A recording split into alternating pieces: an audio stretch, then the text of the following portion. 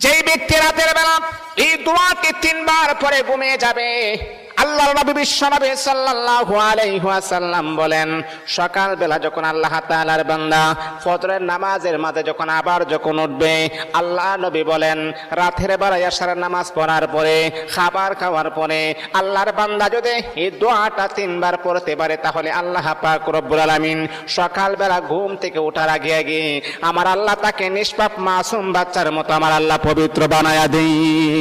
দোয়াটা সবাই আমরা জানি, আমরা সবাই কিন্তু দোয়াটা জানি, কিন্তু আমরা আমল করি না। দোয়াটা হলো আস্তাগফিরুল্লাহাল্লাযী লা ইলাহা ইল্লা হুয়াল হাইয়ুল কাইয়্যুম ওয়া আতুবু ইলাইহি লা হাওলা ওয়ালা কুওয়াতা ইল্লা বিল্লাহিল আলিয়্যিল আযীম।